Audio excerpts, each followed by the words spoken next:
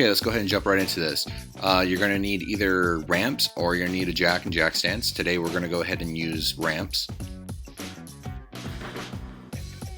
You're also going to have some required items. You're going to need oil, an oil filter, a funnel, an oil pan, a pair of gloves, eye protection, an oil filter wrench, a rag, a 3/8 inch socket, extension, and a 14mm socket. This is our Mobile 1 filter we'll be using, but on any OEM type filter will work, and it'll come with this things you see there. If you open your hood and you see this engine, you have the right video. If not, you may want to keep looking. This next part is going to show you the location of the oil cap. It's right there. And the next part we're going to show you where dipstick is. First step here is going to go ahead and get the car up on the ramps. This may be a two-person process because you don't want to overshoot this. So here's the car going up, and there it is. It's on the ramp. So now it's lifted. At this point, you're going to want to go ahead and remove the oil cap because it's going to allow the oil to go more freely out of it. You'll need to warm the car up too before you get to this point. You want to change oil when the oil is warm. This is the location of the drain plug in the back. Here's the 14mm socket we were talking about, and we'll go ahead and remove the oil plug. And we'll go ahead and position the pan right under there so that you can catch the oil as it comes down. When you get it loosened a little bit, go ahead and use your fingers to take the plug out the rest of the way. You want to put a little pressure inward so it doesn't come spattering out. So as you're turning, you're kind of pushing it in to let the oil out until you know it's completely loose. At this point, you're going to want to inspect the gasket. If it's no good, go ahead and replace it. If not, clean it up and go ahead and reinstall it. You'll see the oil at this point means that it's pretty much all out. You can go ahead and put the drain plug back on. Go ahead and reinstall it by hand. Once you have it firmly tightened with the socket wrench, you're going to want to go about 1/8 of a turn past that. You don't want to over tighten it for obvious reasons. Here's our 3/8 inch extension. We're going to use a square end to go ahead and remove the cap off the canister filter. And what this is going to allow us to do is to insert the tool that came with our oil filter to go ahead and drain the oil out of the canister itself. So there's a little tool that they give you with the filter. You're going to want to go ahead and screw that in there. Just be careful not to get oil all over your hands. And once the canister has drained out the rest of the way, we can go ahead and remove it. So now we're going to take the oil filter wrench and take the canister itself out. It should be pretty tight. They're usually pretty tight. So once it starts to come out, you want to, if there's any residual oil, go ahead and leak it out right then. And there's the filter. We're going to go ahead and start to turn it here and allow the filter to just drop out of the canister. It's not held in there with anything. As soon as you turn it over, as you can see, it's just going to go ahead and drop out.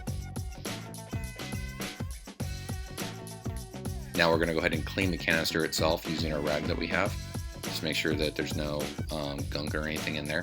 And there's our new filter and our gaskets. So the next thing we're going to have to do is remove the gaskets off the canister and replace them. You're going to use an awl for this. I didn't show that in the beginning, but that's the tool you want to use or something similar. You're going to get a little bit of oil and put it on the new gasket just to lubricate it so it doesn't get seized on there. And there it is installed. And next we're going to go ahead and pry out the filter on the cap. Actually, I think we're going to go ahead and show you the filter installed in there. It just goes in, there's no wrong way. And here's the cap gasket we're removing. It just comes right out, it's not stuck in there or anything. And there's a new one installed also with a little bit of oil on it as well. Okay, now we're going to go ahead and put the cap back on the end of that. Just want to make it hand tight and just a little bit past that. Clean the housing on the engine side of the canister so that you can go ahead and reinstall the filter itself.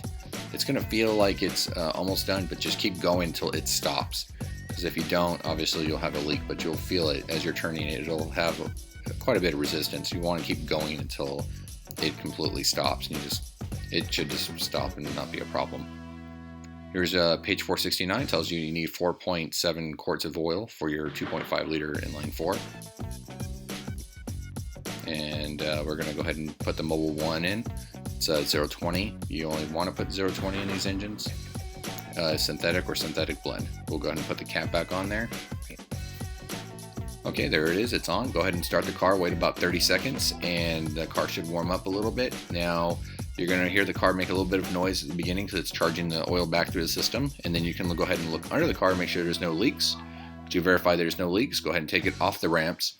And once the car is off the ramps, you can wipe the oil off the dipstick, reinsert it again, and when you pull it back out, you should get your reading. As you can see right there, we're just about at the line, and that should be good. Okay, the next step is going to be to reset the maintenance light. It's pretty easy. So you're first going to take the key and put the ignition. You're going to turn it into the on mode without turning the actual car on.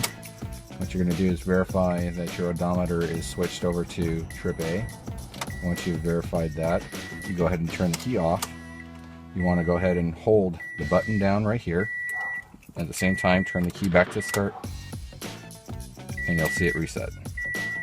And it should flash all the way back to none, and then 0. That means it's reset. So it's easy as that. All done.